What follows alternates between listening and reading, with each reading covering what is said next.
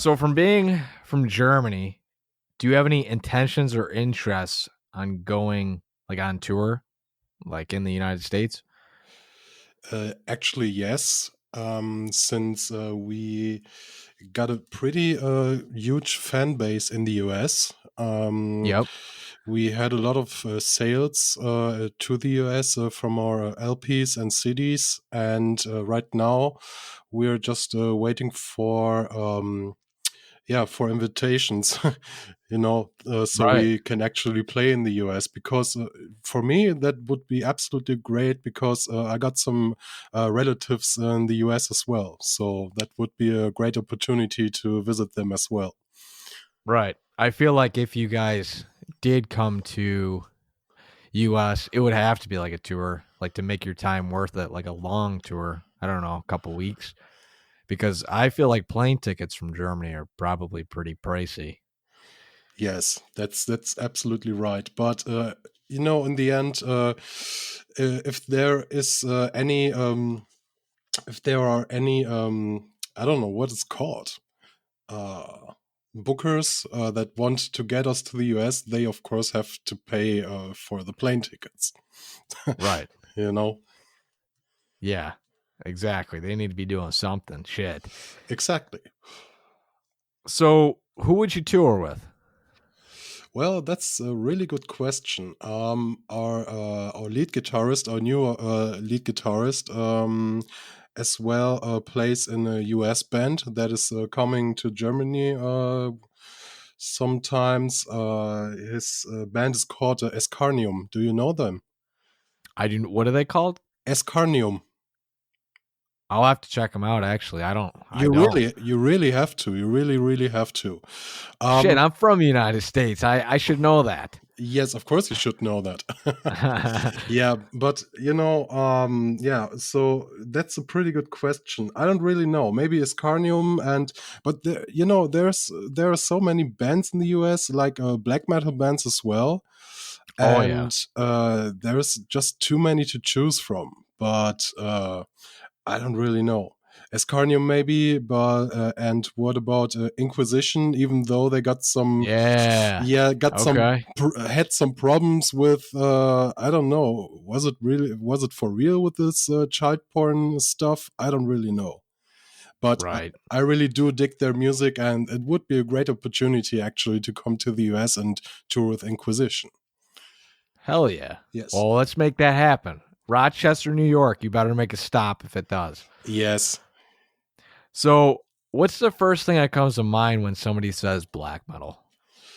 When somebody says black metal, I would say nowadays black metal is a little bit.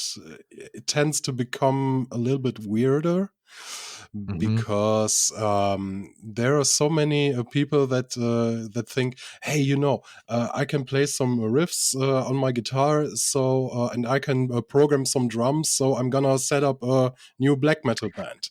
You know, Yep. and to me, black metal is really a kind of art, and I think, yeah, I don't know. I think people should just stay out that just don't really get what black metal really means. Uh, Right. because black metal is not only playing fast riffs and having blast beats on drums and everything. It's as well something that you can get your insights out by writing lyrics that are really meaningful.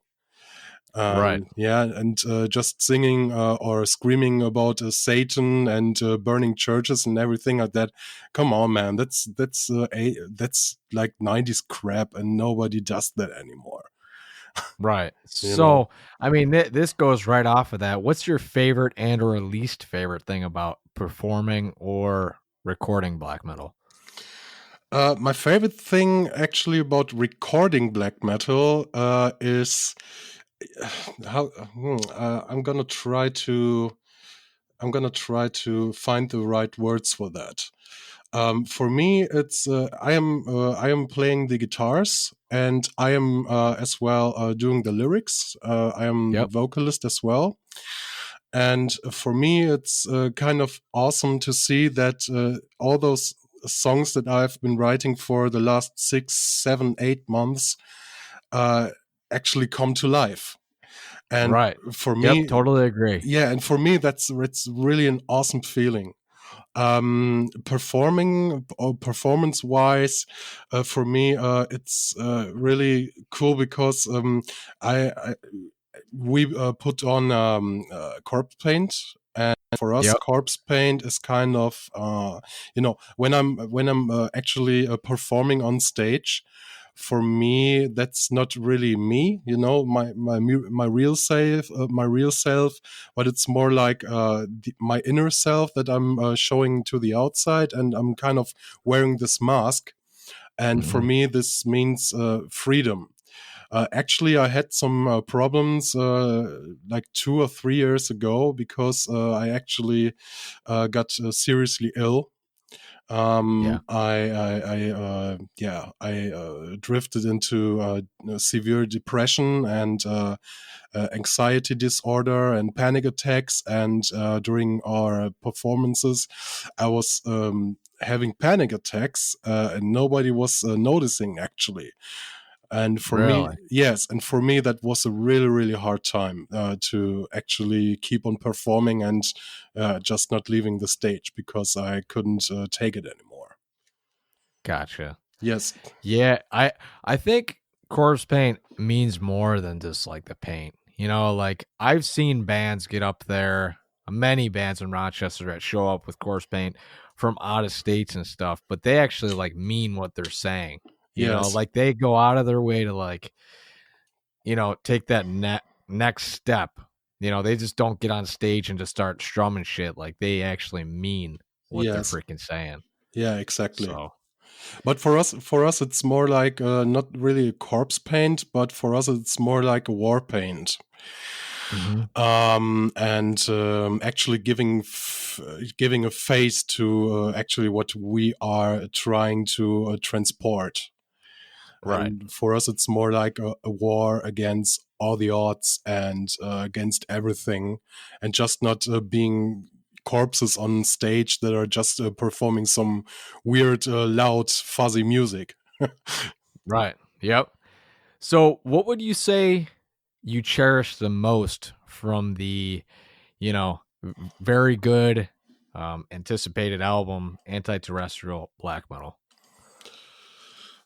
From Anti-Terrestrial Black Metal.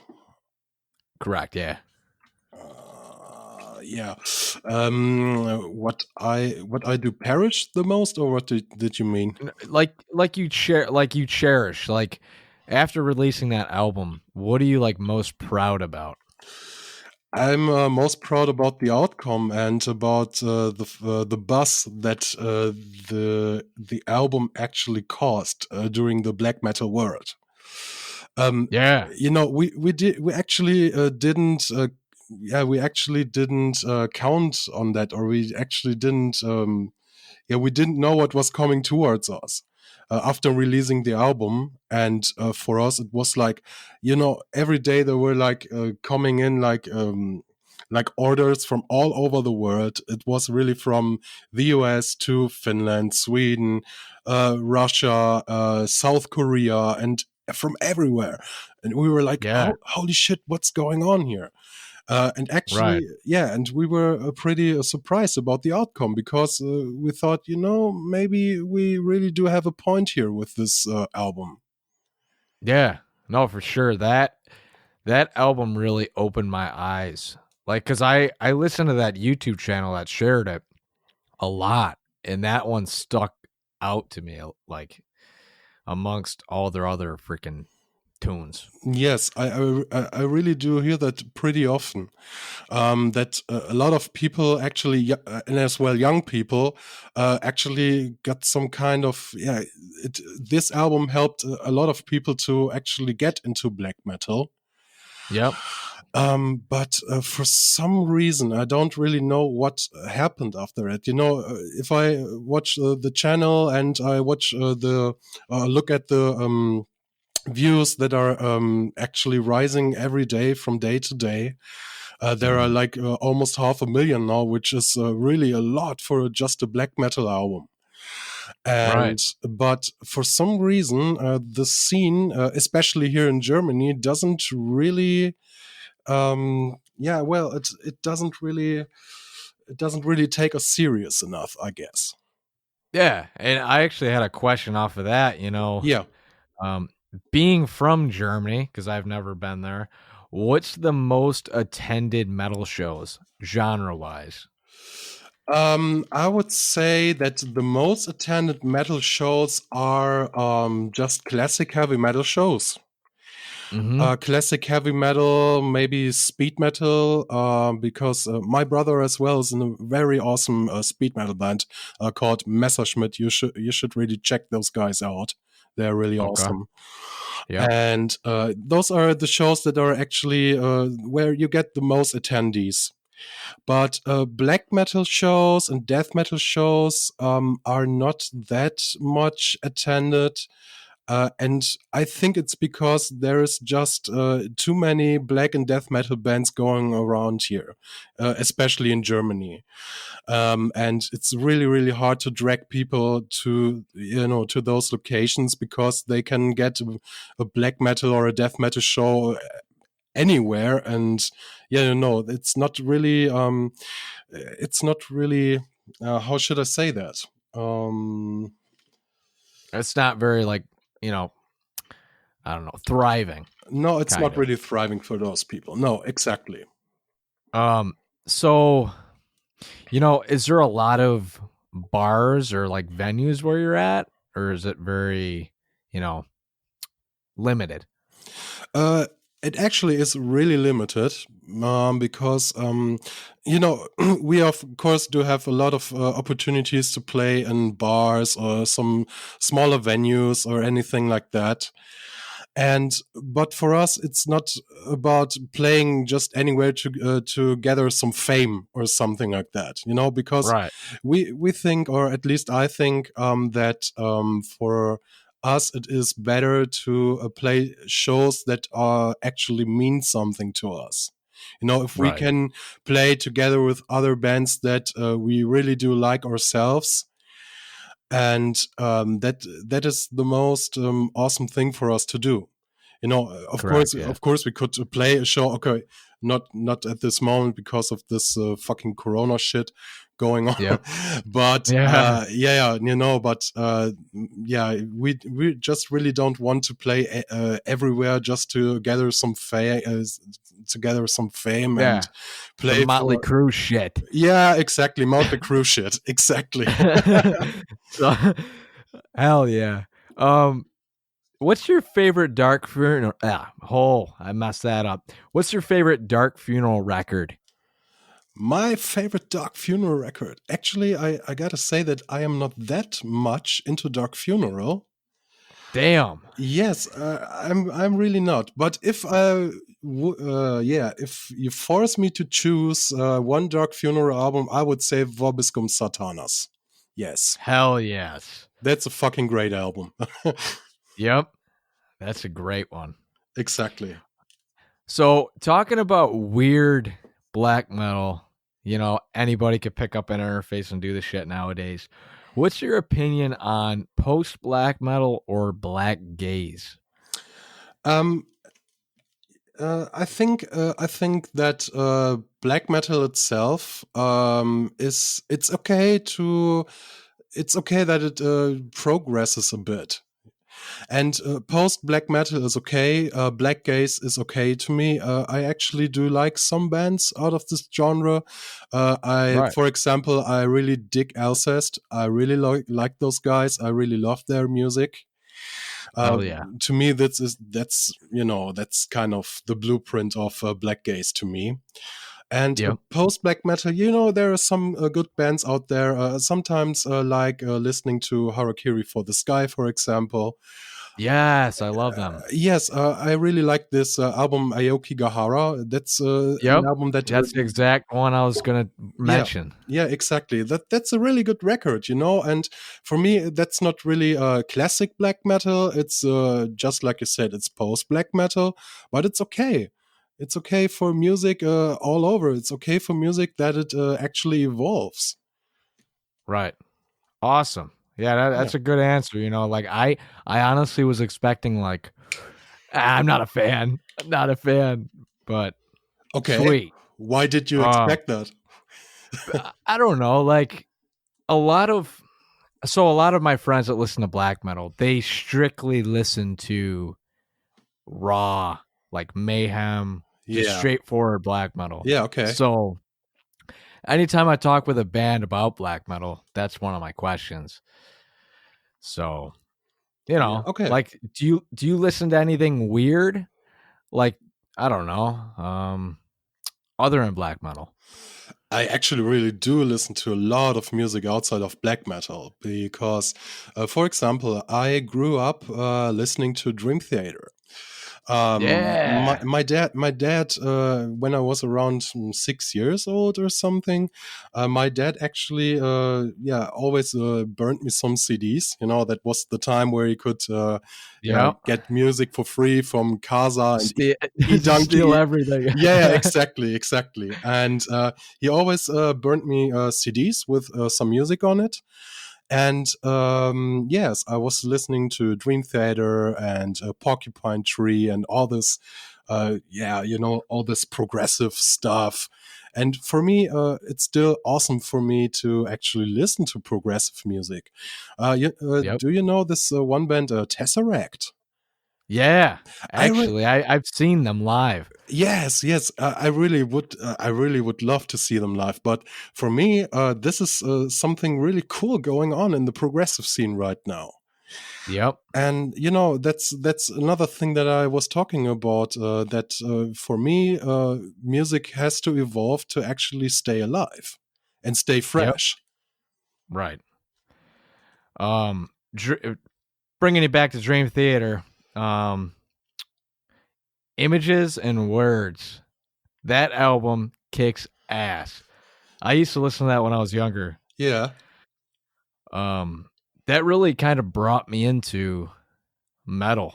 Now I think about it, it's Yes. bringing me back. You know, that's odd because it brought me into metal as well, I think. Because Pull Me Under. yeah, pull me under, exactly. And you know, all this other awesome stuff on this album. But for me, Images and Words is not their best album. I think Awake is absolutely the most kick-ass album ever recorded in progressive history to me. Yep. uh, I, re- I mean, I even got an LP from Awake signed by the guys in my shelf here, and I'm really oh proud of that sweet. thing. Yes. John Petrucci, man. If I ever meet that guy, I'm gonna say, "Hey, man, can you give me some lessons?" Yeah, yeah, okay, but I think he's actually too far away. Yeah, exactly. So when it comes to recording, Magoth, are the drums midied out? Do you self-record? You know, when we are writing music, or when I am writing music, because most of the music, let's say 99% of the music, I am writing all that music. Mm-hmm. And when I am actually starting to record or build a song, for me, it's more like a building. Yep. I am using MIDI files just in Cubase, Pro Mm-hmm. Tools, and I'm just going with the flow then. I'm just having some idea for a riff. And then I am actually just starting to record whatever comes to my mind. And then I'm starting to refine the drums and everything like that. But when we Gotcha. are going into the studio, of course, we are all recording that stuff for real with a real So, drummer. so right on. So you do pre-production. That's what you're saying when you write the music, and then you Yes. actually record. Yeah, because I was like, "Holy shit, man! The drums are so freaking tight." Yes. Like, I was like, "Dude, it's gotta be like it's perfectly on click." Yes. So, Yeah, but we had a really good drummer when we were recording Anti-Terrestrial Black Metal and Zeitgeist Dystopia. Unfortunately, all those guys, yeah, stepped out of the band. Like, I don't know, it was 2000 in the beginning of 2019 when mhm. I was at my lowest point. I had to go into a hospital because of my severe depression and because of my anxiety disorder. And during this time, I had to shake off some ballast. So Right. we all decided that they are gonna step out of the band and that I just carry on the Magoth thing for myself with Right. other guys. You got a new lineup though. I just saw on Yeah, Facebook. exactly. So And I'm very happy about that actually, because those guys are really awesome musicians. They're really cool guys. They're humble guys, and I think they really do get what my intention is with Magoth. And that's the most important thing to me, that they understand what I am doing and that they actually as well understand that I am writing the songs and that they, of course, are allowed to participate in writing the songs, but mhm. that I actually do have the last word. If I say, nah, that's not really fitting to this song, then I just, refuse their ideas. But they're not mad on me because of that. They know that I've got my vision with Magoth, and they are actually, they just go with the tide. Yeah, sometimes it's got to be like that, man. Yes. I've been saying this from the beginning of this podcast to every person. The less people when writing music is better Yeah. because Yeah. Exactly. it's a freaking disaster. If you try to get 6 people in a room to write music, it will never happen. That's exactly my thought too. In Germany we say zu viele Köche verderben den Brei, and in English that means too many cooks spoil the soup. And that's exactly that. Yeah. That I feel like that sums it all up. Yes. That really Exactly. does. Hell yeah. That's honestly all the questions I had. Do you want to promote anything at the end here? Yes. I would like to announce that we are actually, we are done with the songwriting for our third album. It's finished, and during the next weeks, we are going to the studio to record the first single of that album.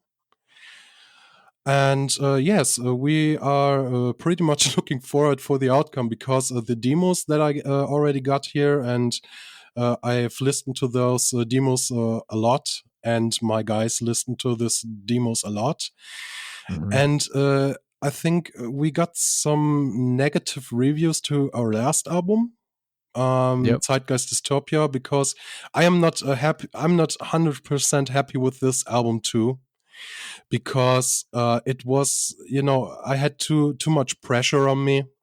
Right. Shagnar, our old guitarist, just wanted me to rush through the songwriting and the recording, and he wanted everything to be like he wanted it to be, and that was not Magoth anymore, man. And Right. I'm pretty happy that I got rid of that guy, and that I can carry on the same thing that I did with Anti-Terrestrial Black Metal. And I think the new album is gonna be a pretty awesome record. I can It's tell gonna be you a that. hit. It's gonna It's be the next hit. Yeah, I really hope so too, because for me, in my guts, this album just feels right, and that's the most important thing for me.